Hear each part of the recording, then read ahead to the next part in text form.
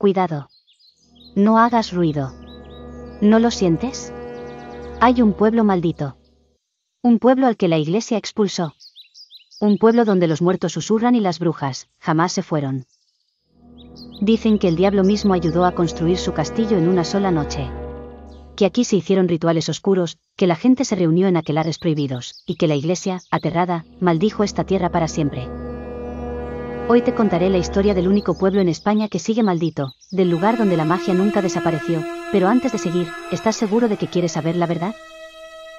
Si es así, suscríbete y dale a like. Ahora prepárate para descubrir la historia de Trasmoz, el pueblo excomulgado por brujería.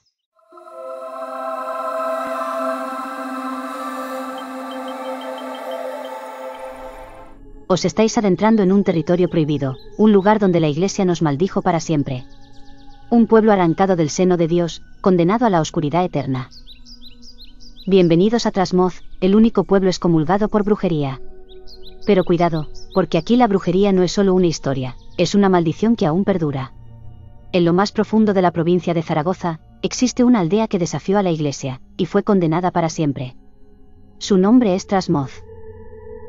Un pueblo con apenas 89 habitantes, pero con una historia tan oscura que ni la Santa Inquisición se atrevió a tocar. Porque aquí, el diablo dejó su huella. Dicen que su castillo apareció en una sola noche, construido por un brujo llamado Mutamín, quien vendió su alma al diablo a cambio de poder absoluto. Y ese fue el principio del fin.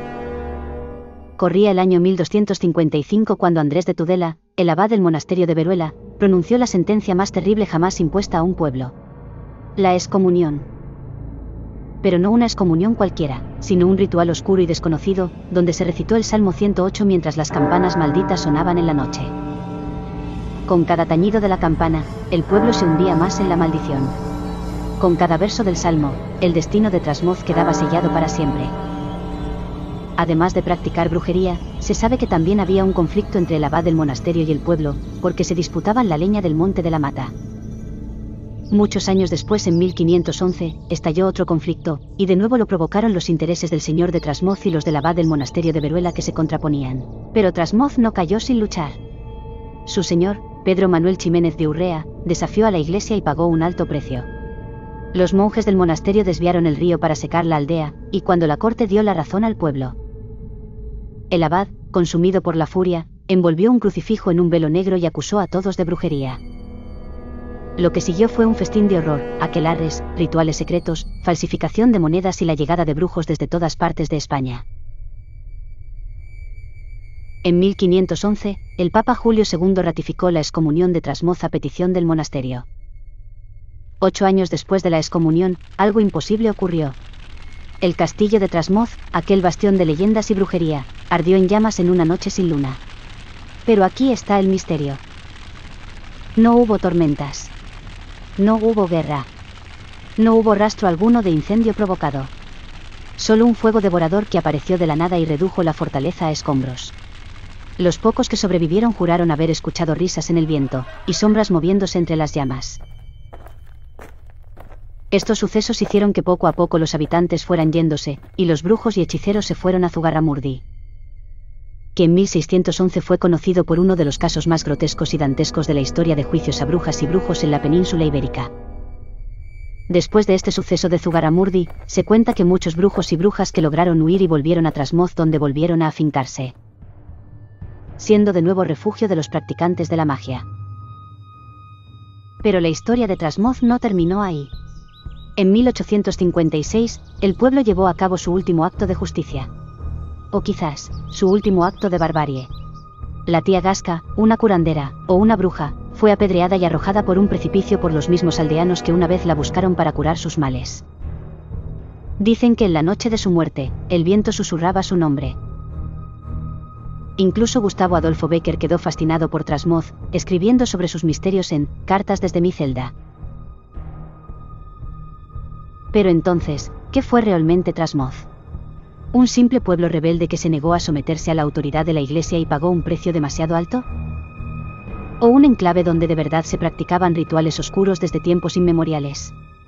La historia nos dice que el señor de Trasmoz no solo desafió al monasterio de Veruela, sino que también se dedicó a la falsificación de moneda. Y lo hacía dentro del castillo. Un crimen que, en aquella época, se castigaba con la muerte. El rey Jaime I condenó a Blasco Pérez, hermano del señor de Trasmoz, por acuñar monedas falsas. Pero, ¿y si la excomunión, la maldición y las acusaciones de brujería no fueron más que una cortina de humo? ¿Qué si el conflicto con la Iglesia no fue solo por magia negra, sino también por el oro? O, peor aún, ¿y si ambas cosas eran ciertas? Porque, después de todo, el castillo de Trasmoz apareció en una noche según la leyenda. Y siglos después, ardió misteriosamente. Las llamas consumieron sus muros, pero no sus secretos. Y hoy, la maldición sigue en pie. La única excomunión irrevocable de la historia. Un castigo, o una advertencia. ¿Tú qué crees? Hoy, Trasmoz sigue siendo el único pueblo oficialmente excomulgado en España. Y aunque la Inquisición desapareció, los ecos de sus rituales siguen resonando en la noche. Ahora dime, ¿crees que la maldición de Trasmoz es solo una historia? O quizás, todavía hay algo, o alguien, acechando en la oscuridad. Muchas gracias por llegar hasta aquí. Dale like. Deja tu comentario. Y suscríbete al canal. Síguenos en redes sociales. Y si quieres aprender etiópico clásico, visita nuestra página web. Hasta el próximo vídeo. Que Dios te bendiga con salud y abundancia. Selam Selam.